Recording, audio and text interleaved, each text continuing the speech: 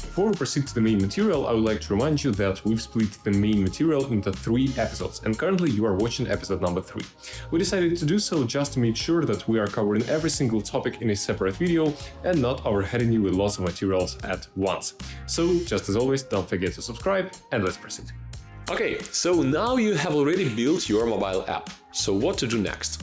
You have it on your mobile phone, you have already showed it to your wife, maybe your mother, maybe your relatives, anybody else. Everybody's saying that you are cool, but how to actually earn money out of it? We have several steps we gotta apply here. So to start with, I gotta say that I have some good news for you. App Store and Apple are actually interested in promoting your application. And here are 2 things that you need to know. First of all, when any new mobile application is launched onto the App Store, they are giving you approximately 2 weeks of time when the App Store search and promotion algorithms are looking closely at your application, at the data, at the amount of downloads, etc. And if they see that this amount grows permanently, they start to promote your app as well. So this is the best amount of time and the best period of time, like the first couple of weeks, to make sure that you have a pretty beautiful screenshots on your App Store page, that you have a detailed description, you explain customers thoroughly what they will get if they download your application, and the most important is that it is not just enough for the customer to download an app, but also they have to open it, to start using it, and perfectly buy your subscription. So this is the way where you have to build a funnel. I'm not going to be talking about the funnels right now. You can take a look at the related video somewhere here or here again.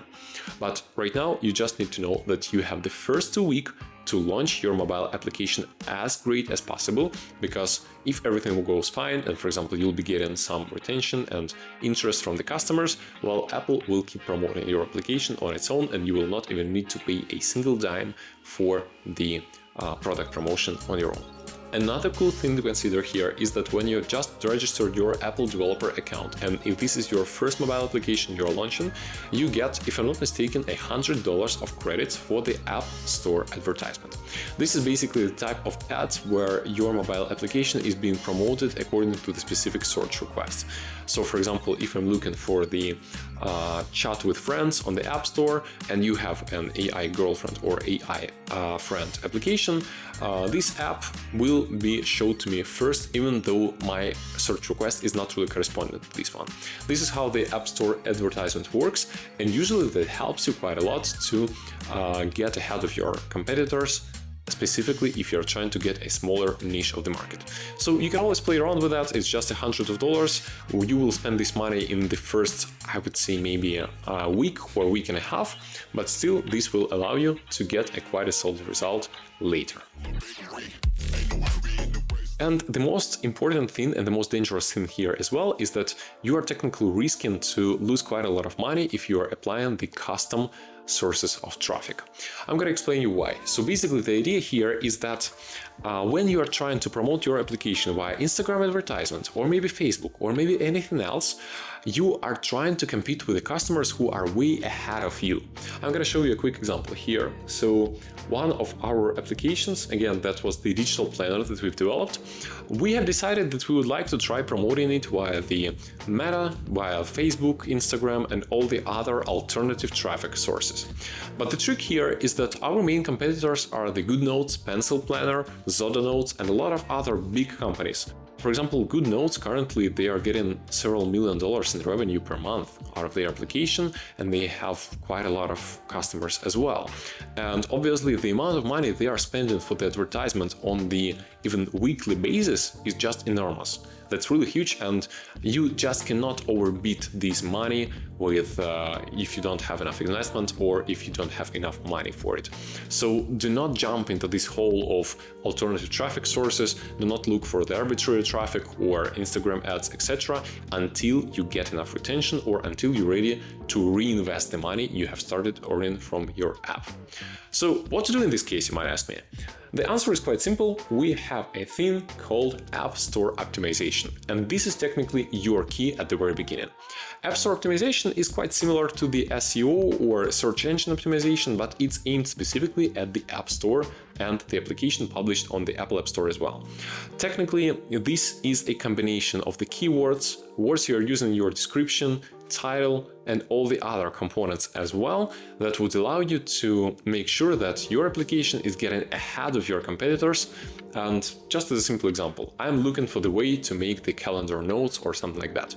Well, what I'm going to do here is I will add the tag, and I will add several more tags related to the calendar, planning, business event, travel planning, school planning, etc.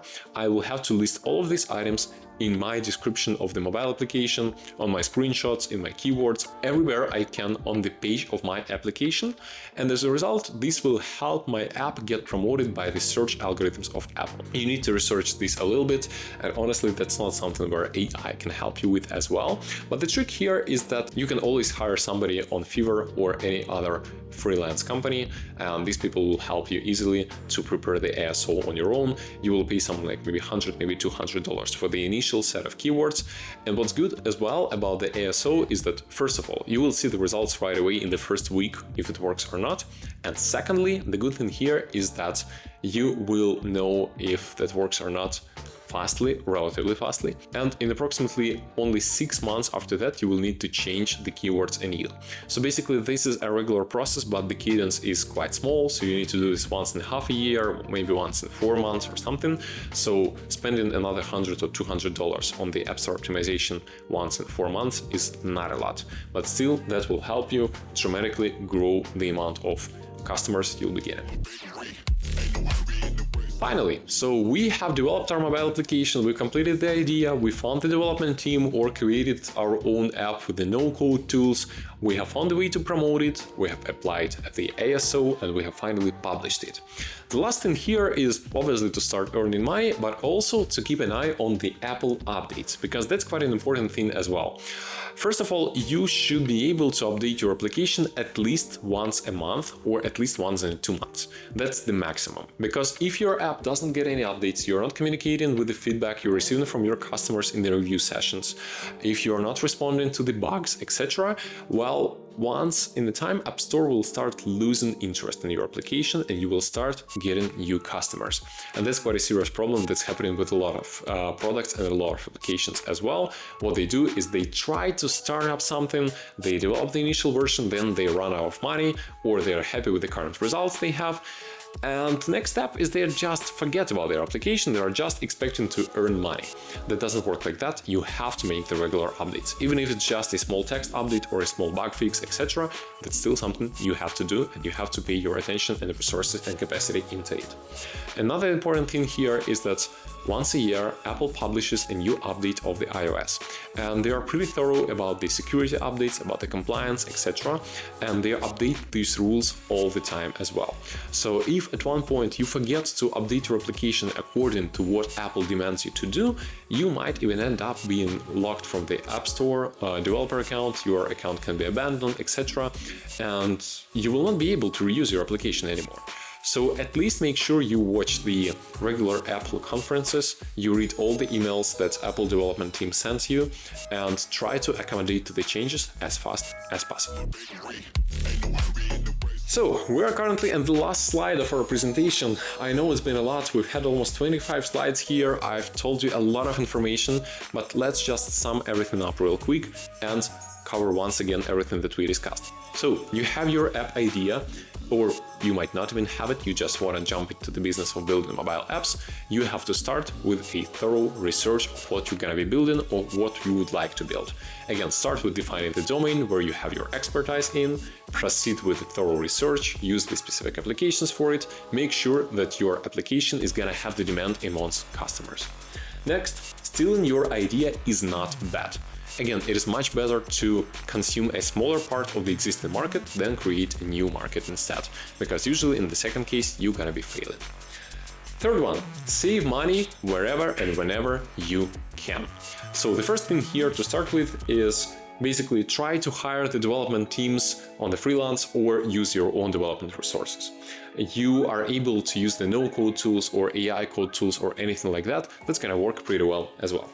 And honestly, you gotta choose here between the quality or price. If you're using the no-code, well, that's totally fine, but unfortunately, you're not gonna be able to get the perfect quality. You're gonna have to compromise the features, or you will need to compromise something else. So you have to be prepared to the fact that you need to choose between the quality or price here. Do not jump into the alternative traffic sources. Again, there are way too many competitors in the market who are way ahead of you with the things they're building, with the things they're doing, and their approaches.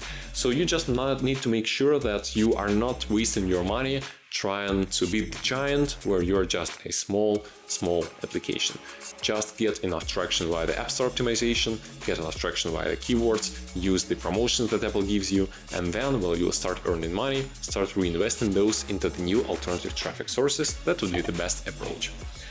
Apple is always your friend. Again, there are quite a lot of different things they provide to you. They give some different promotions. They allow you to test your hypotheses with different implementations, etc. You can even ask for some more credits to run the App Store ads.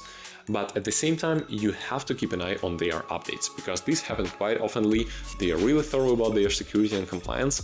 And unfortunately or happily, this is something you have to accommodate to, otherwise you might one day end up with your application being deleted from the App Store. We don't want this to happen, obviously.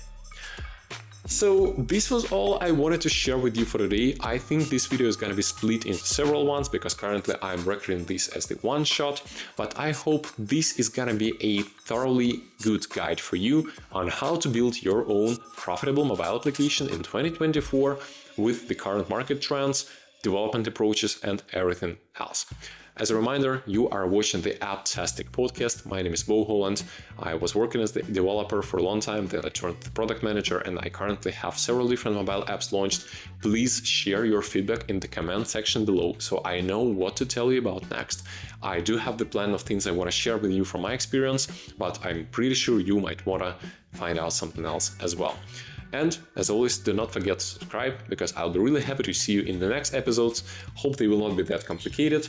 If you've been listening this episode in audio on Spotify or iTunes or any other platform, please go ahead on the YouTube channel and take a look, because I was showing the presentation here and it's always easier to see my face as well. So if that all works for you and you've liked this video, don't forget to like it, subscribe, and I'm gonna see you pretty soon. Thank you for your time. Bye. Bye bye. Wow.